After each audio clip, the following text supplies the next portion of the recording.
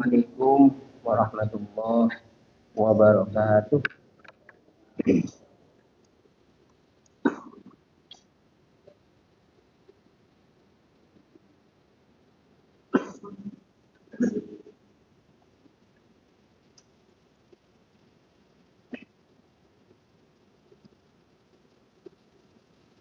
Alhamdulillah, alhamdulillahilladzi hadana li hadza wa ma kunna linahtadiya laula an hadana Allah. Asyhadu an la ilaha illallah wahdahu la syarika lah wa asyhadu anna sayyidana Muhammadan abduhu wa rasuluhu la nabiyya ba'da. Allahumma salli wa sallim wa barik ala sayyidina wa habibina wa maulana Muhammad wa ala alihi wa sahbihi wa man tabi'ahum bi ihsan ila yaumil. Qala Allah ta'ala fi kitabihil karim, a'udzu billahi minasy syaithanir rajim. Bismillahirrahmanirrahim. Qul inna salati wa nusuki wa mahyaya wa mamati lillahi rabbil alamin. Shadaqallahul azim wa nafa'ana. Hadirin hadirat yang saya muliakan dan Allah, alhamdulillah Allah memberi kita nikmat iman sampai hari ini. Allah masih memberi kita nikmat sehat, dua nikmat yang sangat besar yang tidak bisa diberikan dengan apapun itu. Apalagi kondisi akhir zaman banyak fitnah, dan kita masih diberikan segi iman, suatu nikmat yang Masya Allah, yang wajib kita.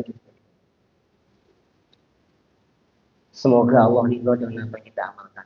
Amin. Allahumma salawat dan salam semoga dilimpahkan atas Nabi Muhammad sallallahu alaihi wasallam, keluarga, sahabat, tabi'in hingga hari kiamat kelak.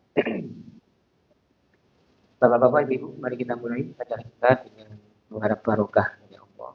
Semoga acara kita berbuah barokah dan berbuah semua hajat kita diterima oleh Allah Subhanahu wa taala. Amin. Al-Fatihah. A'udzubillahi minasyaitonir rajim. Bismillah. Alhamdulillah. Iya, karena Sirotah.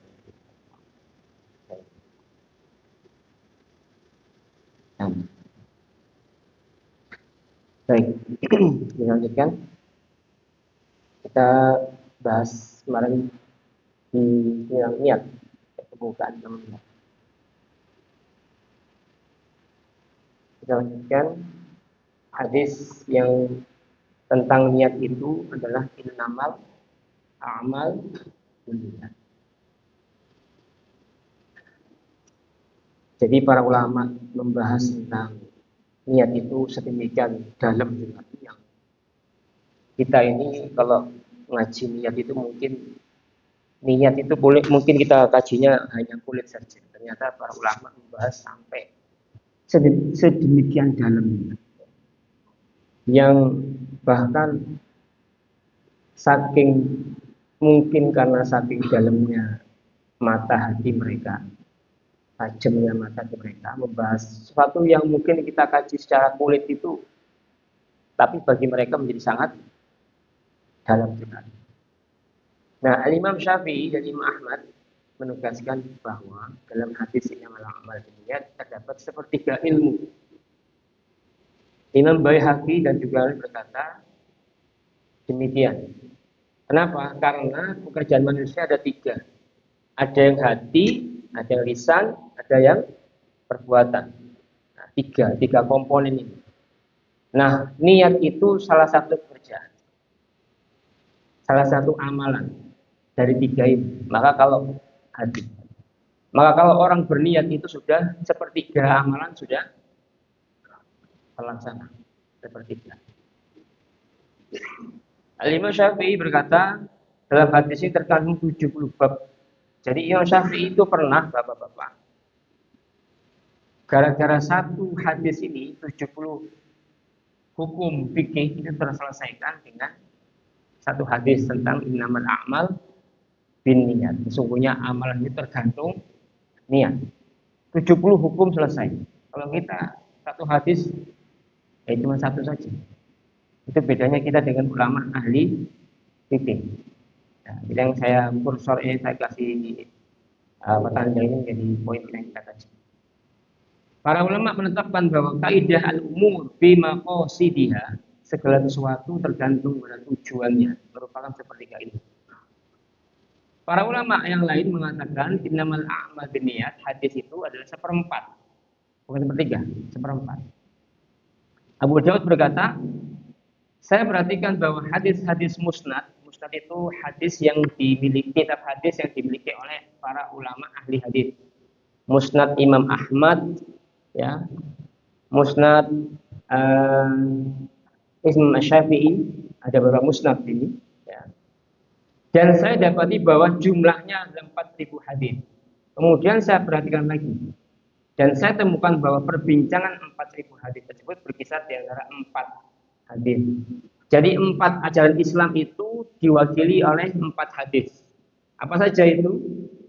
Hadis riwayat Nu'man bin Bashir, al-halal wal haram bayyin. Perkara yang halal jelas dan perkara yang haram juga jelas. Itu hadis pertama. Hadis induk istilahnya. Yang hadis-hadis yang semakna itu menginduk ke hadis ini. Jadi ada klaster hadis gitu Pak. Ada klaster. Nah, hadis yang pertama itu adalah perkara yang halal itu jelas, perkara yang haram jelas. Dan yang tidak jelas di antara yang ini dua-duanya adalah perkara yang syubhat namanya. Syubhat itu tanya kepada para ulama. Enggak senantiasa haram. Syubhat itu enggak selalu haram. Mesti tanya sama ulama, apa hukumnya. Kemudian yang kedua, hadis Umar bin Khattab. Sesungguhnya segala perbuatan tergantung niatnya. Nah, hadis yang kedua itu. Nah, yang tadi kita bahas. Ya, niat itu menjadi hadis niat itu menjadi hadis induk tentang semua hadis-hadis yang berkaitan dengan niat. Kemudian hadis Abu Hurairah. Hadis Abu Hurairah. Yang ketiga, sesungguhnya Allah Thayyib, Allah itu maha baik, maha suci dan tidak menerima kecuali sesuatu yang thayyib. Hadis itu menjadi hadis induk juga. Misalnya ada orang yang mendapatkan rezeki dari yang tidak halal, dari money laundering, cuci uang, pencucian uang. Tapi dari uang itu dia pakai untuk bangun masjid. Masjidnya besar, Pak. Kira-kira diterima enggak? Kira-kira diterima enggak bangun masjid dari harta haram? Enggak. Dari sini. Allah itu maha suci dan tidak terima kecuali yang suci. Jadi kalau ada orang yang mau berusaha mencuci uangnya dengan amalan begini, kemungkinan besar nggak diterima. Yang keempat, hadis diantara tanda baiknya keislaman seorang adalah dia meninggalkan perkara yang tidak memberikan kemanfaatan. Min husni islamil mar'i tarkuhu ma la ya'ni.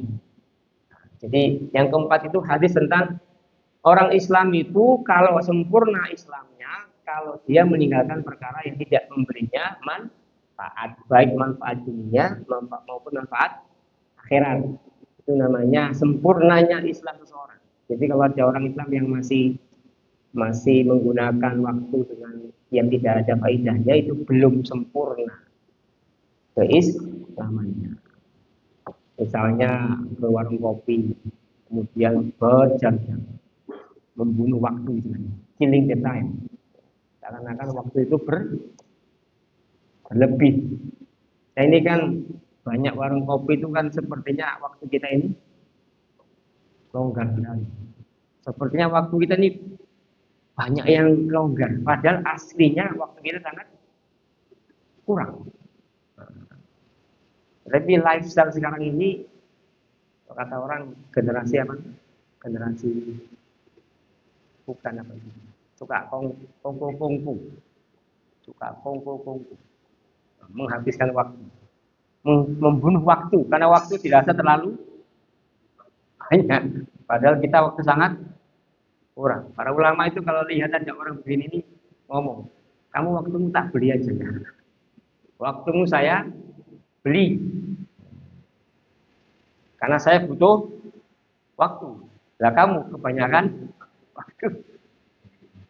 Waktu kita ini, masya Allah, ulama tidak. Nah, setiap hadis dari 4 ini merupakan seperempat ilmu, karena masing-masing mewakili poin yang bahasan yang berbeda.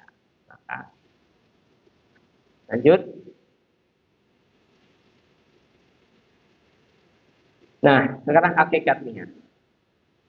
Niat itu, kita fokus ke yang kuning-kuning. Oke. Niat itu kita berarti kehendak, al-qasdu. Jadi niat itu al-qasdu, menyengaja. Yakinnya hati untuk melakukan sesuatu dan kuatnya kehendak untuk melakukan sesuatu tanpa keraguan. Sehingga niat adalah dan menginginkan sesuatu adalah sinonim. Kedua kata dari makna yang sama. Maka niat itu namanya menyengaja. Kalau orang yang nggak menyengaja berarti nggak niat. Kita kesini ini tadi menyengaja. Hah? Diajak nggak menyengaja berarti. Oh diajak ya. Nah, niatnya kurang itu. Kalau nggak diajak berarti nggak budal. Nah ketika mau mesti pasang niat toh. Menyengaja berangkat itu sebuah niat namanya, menyengaja. Al-qasdu. Ya. Nah kemarin sudah kita bahas. Menyengaja itu menurut Imam Tajuddin As-Subki ada 5 tingkatan. Namanya pertama yang level paling tinggi, level paling rendah itu Pak. Namanya khotir, hajiz, hadithun nafas. Khotir itu sekedar sekelebatan, gitu aja. Khotir. 2, hadis itu sudah mulai masuk ke dalam hati. Yang ketiga, hadithun nafas. Kita ngomong sama hati kita sendiri. Hadithun nafas. Misalnya ke masjid, saklebatan ke masjid, ya. Hadis itu mulai turun ke hati. Kemudian yang ketiga levelnya, saya mau berangkat. Itu berangkat apa enggak? Itu namanya hadithun nafas. Ini belum ada pahalanya, belum. 3 ini belum ada pahalanya. Yang keempat baru namanya pahala. Sama yang kelima. Yang keempat namanya al-hammu. Yang kelima al-azmu. Nah 4 sama 5 ini yang dapat pahala. Gimana? Kalau sudah niatnya kuat terus mau melaksanakan yang diniatkan. Nah, tadi misalnya diajak itu masuknya apa enggak? Belum. Sampai kemudian ketika diajak itu kan mikir, budal apa enggak ini? Kan begitu. Belum, ketika diajak masih 50-50. Belum dapat pahala itu. Tapi kalau sudah, ya wis, saya tak ikut. Nah, itu baru namanya al-hammu. Sudah dapat pahala. Ya. Ketika sudah mau berangkat, tiba-tiba perut mules, Pak. Bukan BAB. Nggak jadi berangkat akhirnya. Dapat nggak pahalanya? Dapat. Karena tadi sudah niatnya kuat. Bukan niat dong. Niatnya kuat. Sudah pakai sarung. Tiba-tiba mules. Nah, ini pahalanya sempurna. Nah, meskipun nggak jadi, bisa apa? Masya Allah. Ini maha pemurahnya. Allah itu begitu Pak. Makanya niat itu harus diperbanyak. Supaya orang kalau para ulama itu bisnisnya ulama, bisnis niat. Bisnisnya ulama, bisnis niat. Maka kalau ada orang yang niatnya kuat, nggak jadi, tetap dihitung amalannya sempurna. Tapi kalau dikerjakan Berapa pahalanya? Berapa? 10. 10.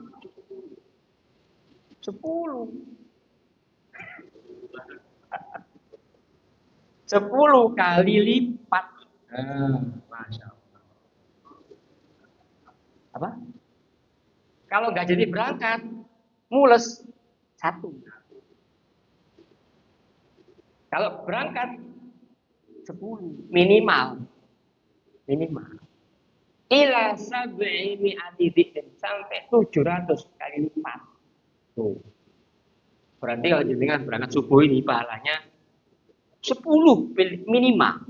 Pahalanya 10, pahala jalan, pahala zikir, pahala sholat. 10 kali lipat pahalanya. Hingga 700 kali lipat, Masya Allah. Sudah belum? Ila ad'afin katsir, sampai berlipat-lipat, unlimited. Tergantung niat ikhlasnya. Nah, berarti orang yang beramal soleh itu pahalanya berlipat-lipat. Alhamdulillah.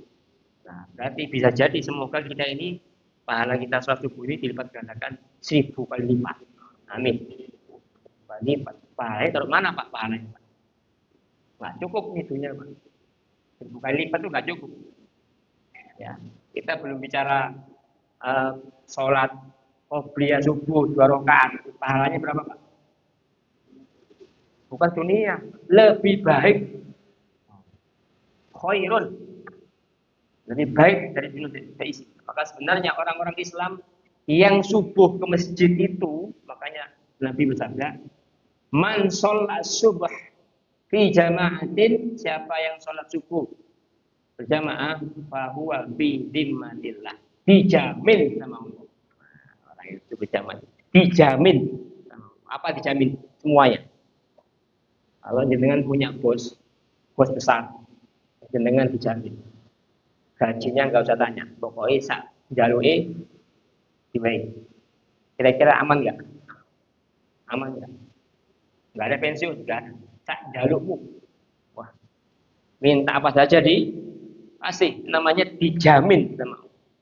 Maka orang sholat subuh itu insya Allah barokah. Orang yang sholat subuh itu masya Allah wajahnya lebih bercahaya. Kenapa? Karena lebih bangun lebih awal. Tadi saya berangkat sini kan banyak orang-orang olahraga gitu. Itu kan non muslim gitu. Nah, non muslim. Mereka bangun hanya untuk sekedar, kenapa bangun pagi? Hah? Nah, tujuannya apa?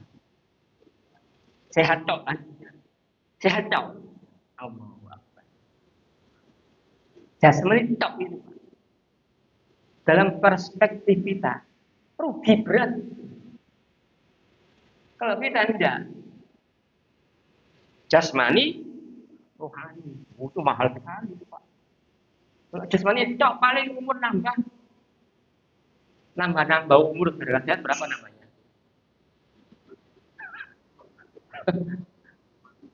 Mati juga.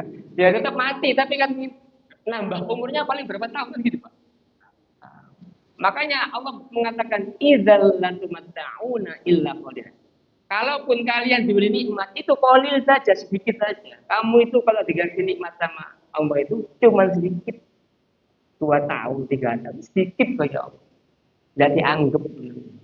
Jadi orang non muslim itu rugi, ruginya. Kita alhamdulillah, maka berbahagialah orang beriman. Maka orang beriman ini habis sholat subuh itu pulang itu harusnya wajahnya gembira banget. Kenapa? Punya aset sedunia dan di sini. Betul nggak? Dengan ini orang kaya semua, orang terkaya sedunia. Kenapa? Setiap subuh punya aset sedunia dan itu bukan saya ngomong, Nabi Muhammad SAW. Maka harusnya kita ini keluar masjid itu gulung kuming, Pak. Gulung kuming. Kenapa? Karena bahagianya punya aset melebihi dunia ini. Dan pertanyaan kita kan gampang, ditaruh di mana itu pahalanya? Nggak muat, Pak. Lebih baik dari dunia seisinya. Itu 1 kali. Nah kita alhamdulillah setiap hari. Ditaruh di mana itu pahalanya? Masya Allah. Ini namanya berpikir dengan pikiran akhirat. Baik, itu niat. Kalau niat mau berbuat dosa, nggak jadi. Ya kan? Ditulis ya. Nanti malam aku tak jauh, tak main judi online. Keturun. Ditulis nggak dosa? Ditulis Pak, satu Pak, kebaikan. Karena nggak jadi itu. Gara-gara nggak jadi ditulis. Padahal sudah niat ya Allah. Andai kata ditulis sama dengan kebaikan gimana? Kalau niat berbuat dosa toh kemudian tetap ditulis, kenapa? Niatmu sudah jelek. Oh, kita ini melebu neraka ini kenapa? Nah, niat kita sangat banyak yang tak salah. Niat berbuat dosa dikerjakan. Ditulis berapa? Satu. Satu apa? Dosa. Masya Allah. Satu. Enggak dilipat gandakan. Wah, Masya Allah. Berarti berapa poinnya Pak? Niat berbuat baik nggak jadi, poinnya satu. Niat berbuat baik dikerjakan, poinnya minimal sampai 700 lah ya. 1 tambah 700 berapa? 701. Niat berbuat maksiat nggak jadi, satu berapa? 702. Niat berbuat jelek dikerjakan, satu. 702 banding satu kan? 702 banding satu. Kira-kira orang begini ini peluangnya masuk surga atau neraka? Peluangnya besar masuk. Loh, 702 banding 1. 702 kebaikan banding 1 dosa. Besar peluangnya masuk surga. Kita semua insya Allah ahli surga. Amin. Itu Pak. Tapi kok ada umatnya Nabi masuk neraka? Bukan. Saking kebacote. Kan begitu logikanya. Betul enggak? Dosa siji kok sing mlebu neraka. Teman berarti. Berarti maksiatnya banyak nih kan. Alhamdulillah kita ini jadi umatnya Nabi Muhammad SAW. Diberi banyak diskon Pak. Maka ada umatnya Nabi Muhammad kok mlebu neraka saking nemen. Karena bonusnya banyak Pak. Banyak. Ya. Tapi tetap aja nih Pak umat Nabi Muhammad. Tetap aja ada umatnya Nabi Muhammad yang masuk. Ada. Semoga kita nggak termasuk. Amin. Semoga kita semua masuk surga tanpa hisab. Amin. Ya. Nah, menurut istilah syara adalah tekad hati melakukan amalan fardu atau yang lain. Niat juga dapat diartikan dengan keinginan yang berhubungan dengan pekerjaan yang sedang atau akan dilakukan. Atas dasar ini, maka setiap perbuatan yang dilakukan oleh orang berakal dalam keadaan sadar dan atas inisiatif sendiri, kalau diajak tadi kan belum. Tapi ketika yowis, nah berarti sudah inisiatif sendiri. Pasti disertai dengan niat. Baik perbuatan ibadah maupun kebiasaan. Nah, perbuatan yang dilakukan orang mukallaf itu bukan mu'allaf, beda. Mukallaf itu kita, ini mukallaf semua ini. Orang yang dibebani syariat, itu namanya mukallaf. Kalau orang yang baru masuk Islam namanya mu'allaf, beda. Loh, kita mukallaf karena ada beban syariat. Kenapa? Ya karena kita sehat. Sehat, berakal, mampu, wajib sholat. Namanya beban syariat. Nah, perbuatan yang dilakukan oleh orang mukallaf merupakan objek yang menjadi sasaran hukum syarak seperti wajib, haram, sunnah, makruh, mubah. 5 hukum ini. Jadi hukum Islam ada berapa? 5. Di zaman Nabi tidak ada Pak, pembagian hukum tidak ada. Di zaman Rasulullah Shallallahu Alaihi Wasallam dan para sahabat tidak ada pembagian hukum 5, tidak ada. Berarti ini sesuatu yang baru. Kalau bahasa sekarang, bid'ah ini. Kenapa? Nabi tidak pernah mengatakan makruh, haram, sunnah, tidak pernah. Ini murni istihad ulama salaf untuk menghukumi perbuatan orang yang diberi hukum. Kalau perbuatan itu dari perintah yang jelas, namanya wajib. Kalau dari perintah yang tidak begitu kuat, namanya sunnah. Kalau larangannya tegas, namanya haram. Larangannya tidak tegas, makruh. Kalau tidak diperintah, tidak dilarang, mubah. Nah, jadi perbuatan kita ini masuk ke 5 ini, Pak. Jadi sebenarnya tidak ada menurut hemat saya. Sependek yang saya tahu, hukum bid'ah itu tidak ada. Tidak ada hukum bid'ah. Hukum 5.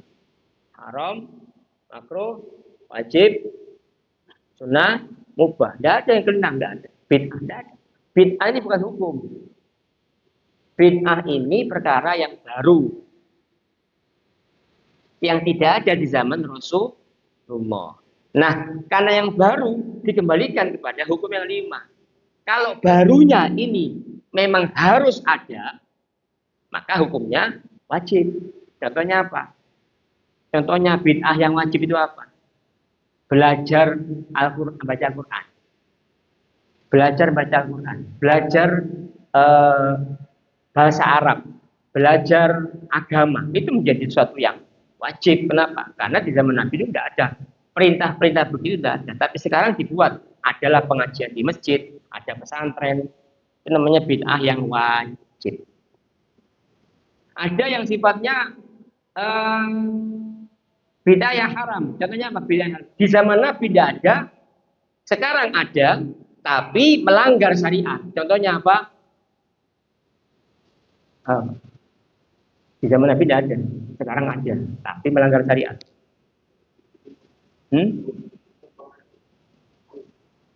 Haul. Haul itu zaman Nabi tidak ada, betul. Tapi sekarang ada. Melanggar syariat nggak? Melanggar syariat. Di mana pelanggarannya?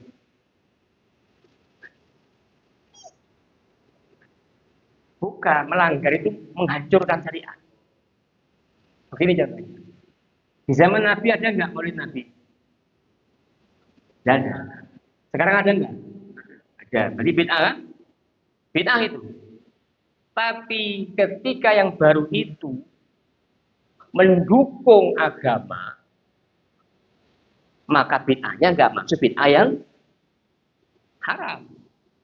Loh, bisa nggak haram? Ya karena orang itu terbantu untuk memahami dan mengenal Rasulullah melalui momen namanya maulid. Orang disampaikan tentang sirah Nabi, orang diajak tentang baca sholawat. Loh, maulid yang mana yang haram menurut pendiri NU, pendiri NU, Kiai Haji Hasyim Asy'ari itu menulis kitab Maulid yang bid'ah. Apa kata beliau? Maulid yang bid'ah adalah maulid ada mulutan tapi dalamnya isinya maksiat. Nah, ini namanya menghancurkan syariat. Contohnya apa? Mulutan pakai sonborek.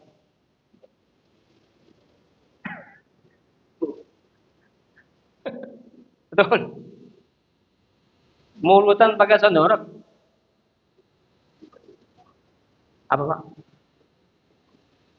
Loh, betul. Sonboreknya begini maksudnya. Ada dancernya. Ada orang sholawatan sambil juga joget. Itu yang haram. Namanya bid'ah yang haram. Ya begitu contohnya. Ya, pernah nggak lihat di YouTube itu? Memperingati Maulid Nabi. Betul? Di panggungnya itu orang dangdutan rock minian. Loh, ini lihat di YouTube. Saya baca sampai astagfirullah. Itu namanya bid'ah yang haram, hukumnya dosa, melecehkan Rasul. Oh, gimana Maulid Nabi kok dangdutan? Ini memahami hukum seperti itu, Pak. Jadi bid'ah itu bukan hukum. kembalikan kepada 5 hukum ini. Jadi enggak serta-merta. Kalau kita katakan apa hukumnya kultum tarawih? Bid'ah itu. Zaman Nabi ada enggak kultum tarawih? Enggak ada. Apakah pelakunya haram? Kalau haram berarti takmir masjid dosa. Ustadznya dosa. Yang nyimak dosa. Kenapa? Karena ada kultum tarawih. Nah, sekarang kultum tarawih itu bid'ah enggak? Bid'ah. Tapi apakah mendukung agama apa menghancurkan agama? Mendukung. Kenapa? Mumpung orang kumpul toh. Mumpung orang kumpul dikasih nasihat. Kenapa? Jarang-jarang orang datang ke masjid kalau enggak bulan kan begitu. Mumpung datang dileponi nasihat kan begitu. Diajak ke rumah, ayo Pak pengajian. Mau kan begitu. Enggak mau ngaji itu. Orang sekarang diajak ngaji itu ngaji susah. Nah, mumpung datang dikasih. Nah, kalau kita konsisten maka kultum tarawih hukumnya haram. Kenapa? Baru, betul? Halal bihalal. Ada enggak di zaman Nabi halal bihalal? Tidak ada. Berarti bid'ah yang haram. Nanti dulu kembalikan. Apakah ketika halal bihalal itu campur aduk lagi perempuan, cipika-cipiki, baru haram. Ya, salaman yang bukan mahram, haram. Buka aurat, haram. Halal bihalal, tapi ngundang elektron, dangdutan, haram.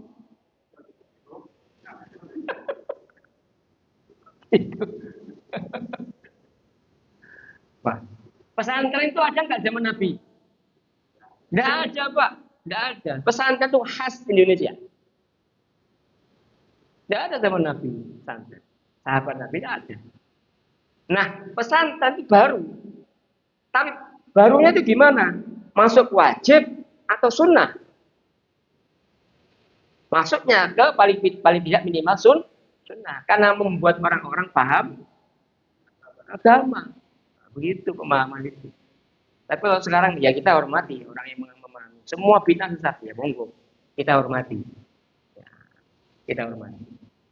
Kita berbeda boleh. Yang nggak boleh itu bertengkar. Ya, kira-kira nggak boleh. Ya. Itu. Orang Islam itu pendapatnya banyak, Pak. Ya, kita belajar fikih itu kita akan memahami ternyata Islam itu sangat luas dengan. Kalau belajar fikih harus sepakat untuk tidak sepakat. Begitu. Harus sepakat untuk tidak sepakat. Nah, di sini teruji kedewasaan kita untuk melihat apa argumentasi sampean. Oh begini begini. Oh ya oke. Saya begini. Ada dalilnya saya ini. Sampean ada? Ada. Ya sudah. Dalil? Nah, sudah. Begitu. Tidak ada pemahaman tunggal tidak ada. Madhab itu menunjukkan bahwa pemahaman itu bisa berbeda dan beragam. Ya, tetap kita semangati dengan semangat ukhuwah. Nah, ya. Jadi kita datang ke sini Pak, duduknya ini, nyun sewu, duduknya kita ini sama-sama. Duduknya sama-sama bisa beda pahalanya. Pahalanya bisa beda, tergantung niat. Ada orang nyun sewu, mohon maaf, kali ini di sana di Australia. Ada orang duduk duduk di pengajian ternyata ada yang satu pahalanya banyak karena memang niatnya memang benar-benar ikut pengajian. Ada satu orang pahalanya sedikit ternyata niatnya mana lagi ke masjid. Kenapa ke masjid? Saya ini cari bapak ini di rumah tidak ada, adanya di masjid. Maka saya ke masjid ngapain? Nagih utang. Berarti menemui datang ke masjid niatnya nagih utang. Walaupun sama-sama duduk di masjid. Makanya amalan sama, Pahala tergantung. Nah, ada nggak yang begitu? Sekarang dirubah. Gimana Pak? Dua gimana? Loh, oh datang ke masjid sama nagih utang. Mana yang lebih dominan? Serius?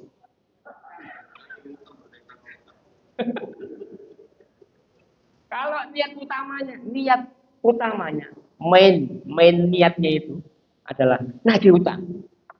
Sekalian ke masjid. Beda ini Pak, beda. Maka yang dihitung niat nagih utangnya. Tapi kalau begini, niat ke masjid sekalian nagih utang. Nah beda ini, beda. Pahala beda ini. Ah, gara-gara apa? Nih, makanya ulama itu yang paham niat berbisnis dengan niat. Maksudnya mengambil keuntungan akhirat dari niat. Nah, orang-orang yang paham ilmu niat, bisnis niatnya sangat kuat. Ya, kuat. Kenapa? Karena mereka menganggap niat itu bagian dari ibadah. Adapun perbuatan yang tidak disertai dengan niat, maka dianggap perbuatan orang melalai, tidak diakui dan tidak ada sangkut pautnya dengan hukum syariat. Tidak ada nilainya. Kalau nggak ada nih, ya makanya orang yang tadi diajak ke masjid, timbang nganggur. Nah, timbang nganggur itu pahalanya Pak. Jadi pahalanya dapat timbang nganggur dapat. Pahalanya dapat timbang nganggur. Beda kalau ayo ke masjid, nih, Bismillah berangkat. Itu baru dapat pahala. Kenapa? Karena niatnya sudah ditata. Apabila perbuatan tersebut termasuk adat kebiasaan seperti makan, minum, berdiri, duduk, berbaring, berjalan, tidur, sebagainya yang dilakukan oleh orang berakal dalam keadaan sadar dan tanpa niat, maka perbuatan tersebut dihukumi mubah, boleh. Kita tidur hukumnya apa? Tidur, tidur, tidur hukumnya tergantung. Begitu Pak. Boleh kalau tidak mengganggu waktu sholat, kerja. Kalau tidur waktu dengar azan, tidur, hukumnya apa? Dengar azan malah tidur, hukumnya apa? Minimal makro, maksimal haram. Kenapa? Bisa jadi nanti kelewatan waktu sholat. Maka tidur itu tergantung. Kalau tidurnya begini, tidurnya waktu ngaji, apa hukum itu? Waktu ngaji tidur. Hah? Tuh. Waktu ngaji tidur itu sudah sesuai niat awalnya. Niat awalnya ngaji, kok keturun, tetap dianggap ngaji. Alhamdulillah. Tapi jangan dipakai jaga-jaga. Aku nggak pas ngaji kudu beda. Ya. Jadi tidur itu ada hukumnya tergantung. Tergantung. Duduk di sini di masjid ngaji ada pahalanya. Duduk di kafe beda. Sama-sama duduk.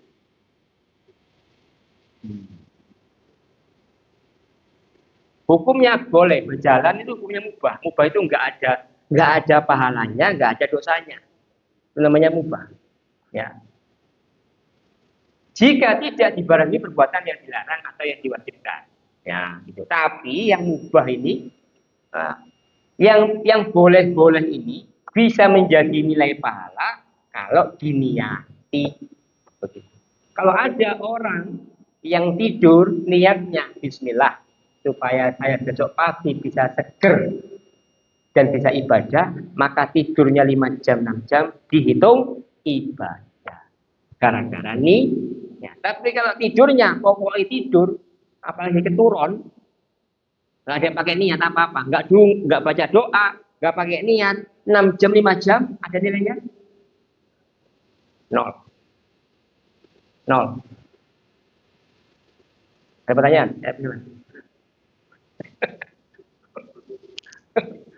Oh,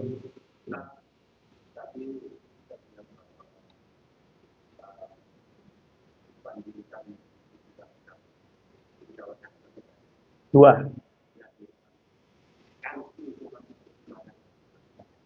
Insya Allah. Iya.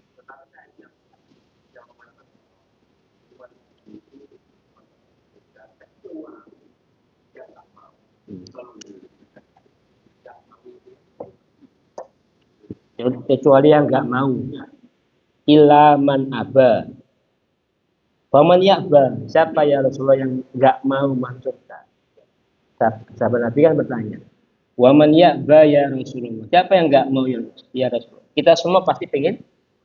Nah, kok ada yang nggak mau? Maka Nabi menjawab, Man ata'ani dakhalal jannah wa man asani faqad aba.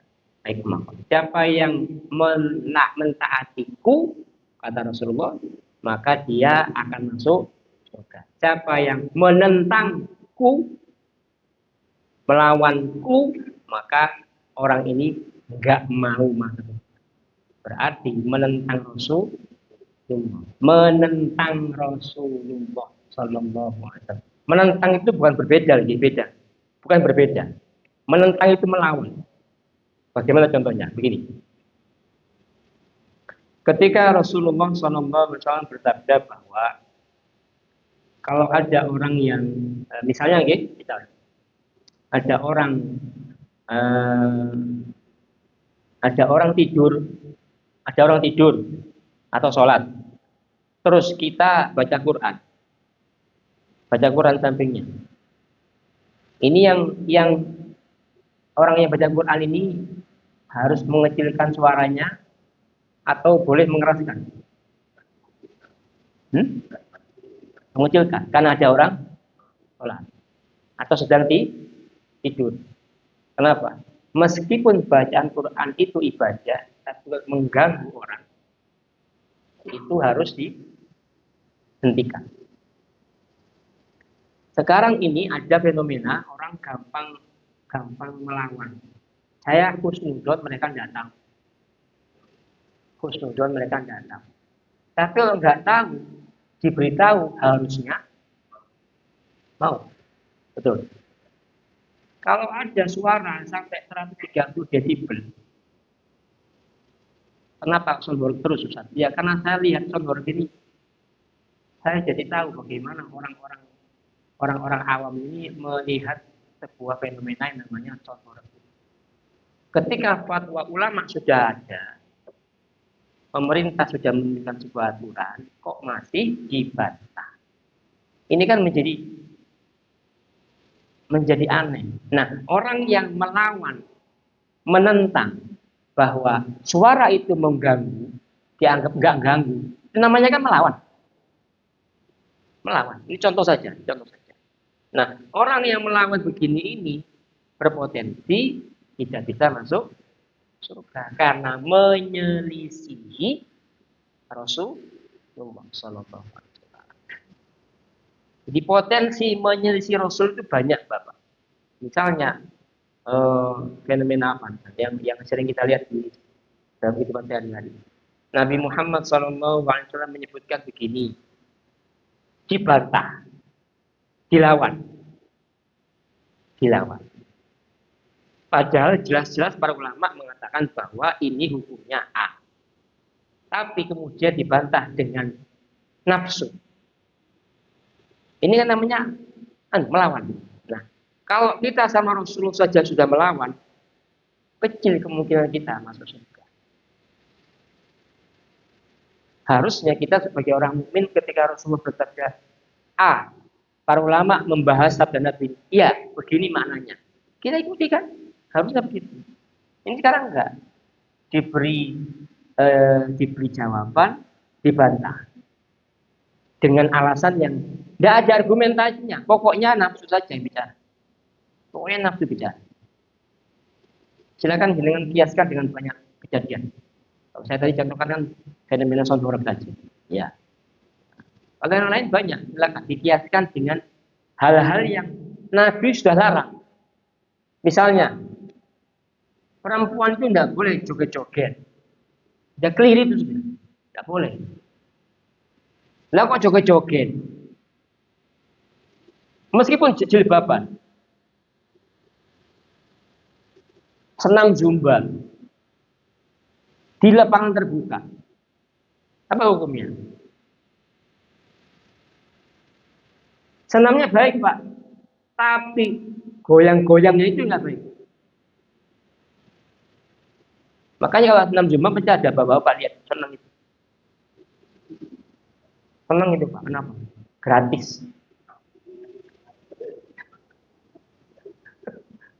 Betul nggak, Pak? Jenengan kalau lihat ibu-ibu yang sewu pakaiannya seksi gitu, seneng nggak lihat? Seneng, wajar itu karena masih normal. Oh jenengan nggak suka berarti nggak normal. Di situ diuji kita itu. Wih, ojo didelok.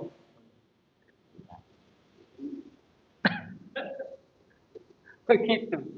Jadi sebenarnya ibu-ibu ini nggak apa-apa senamnya, cuma senam pakai jilbab oke lah.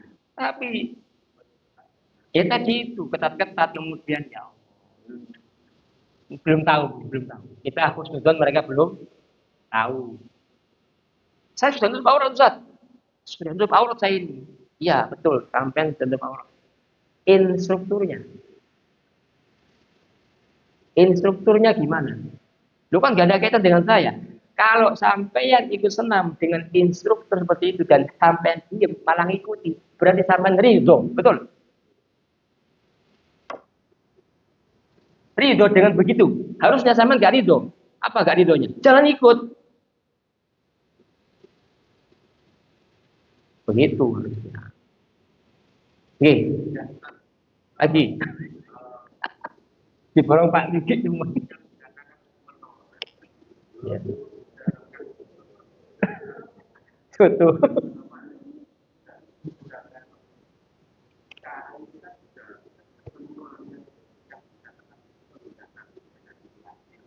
Iya, hadis Nabi, betul. Pasif. Ya. Pasif gimana maksudnya, Pak? Oh, abstain. Menentang. Menentang. Enggak. Enggak. Sekarang gini, ada enggak sesuatu yang apa yang dijelaskan Nabi kita belum jelas, ada enggak? Apa contohnya? Nikah empat. Nikah empat hukumnya apa? Wajib.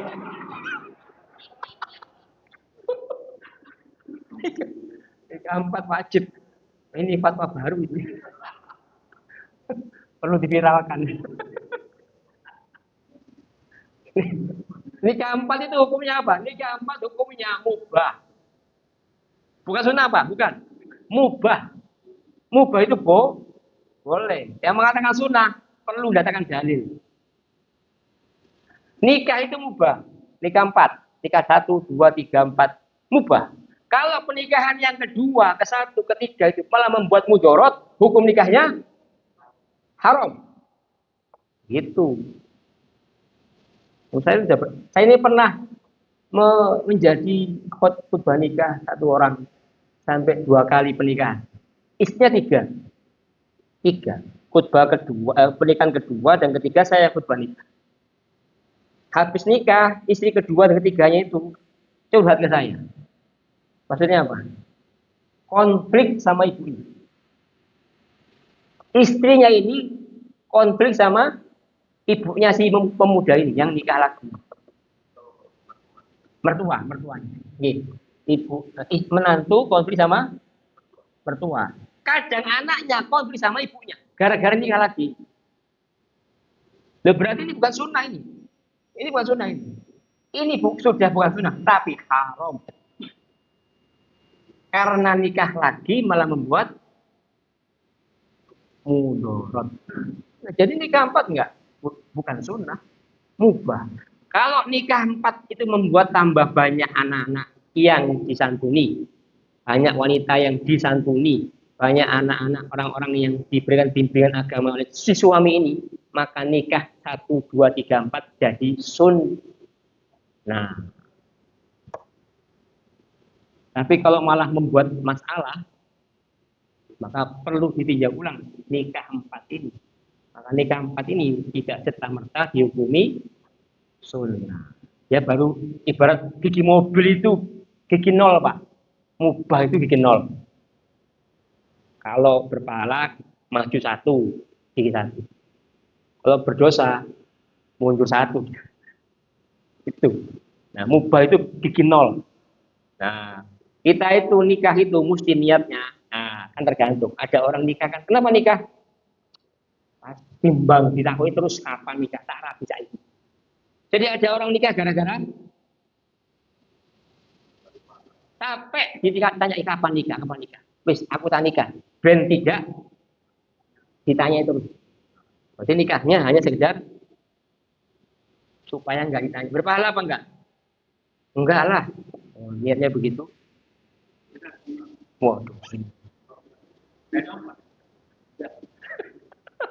Gimana?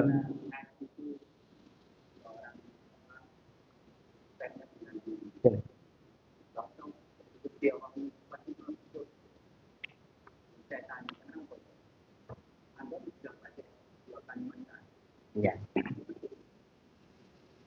betul. Betul tapi mesti dilihat dulu. Kalau kalau kita ngomong begitu sama orang-orang yang yun sewu nggih, yun sewu, orang yang ahli maksiat, salah resep, salah resep. Kalau pusatnya lebih, nah, kalau jenengan mungkin dianggap bukan gitu, nggih, makanya diberikan nasihat begitu. Itu benar. Cuman kalau ada, misalnya ada ustadz ngomong begitu, setiap orang Islam pasti masuk surga karena sudah baca syahadat. Ngomongnya di hadapan para pelacur, preman. Kira-kira gimana akibatnya? Hmm? Terus, kenapa? Karena yang penting, nah, ini salah konteksnya. Orang yang alim itu kalau nyampaikan mesti lihat audiens. Ya audiens. Kalau orangnya memang orangnya setiap hari ke masjid, sholat terus, ngaji, terus ngomong begitu, masuk nggak? Masuk. Tapi kamu sama orang yang setiap hari zina, setiap hari narkoba, judi online, dia muslim, korupsi tiap hari, miliaran, gak popo, yang penting. Kira-kira gimana jadi? Rusak. Yang salah siapa? Lu saya Pak. Kok saya yang salah? Iya betul. Orang alim semua ini kan orang alim. Kalau orang alim nggak mungkin begitu. Itu nggih. Allah alam bisawab. Cukup. Ditunggu soto dong. Kita tuh jangan doa kabar masjid subhanallah. Wa bihamdika asyhadu an la ilaha illa anta astaghfiruka wa atubu ilaik. Assalamualaikum warahmatullahi wabarakatuh.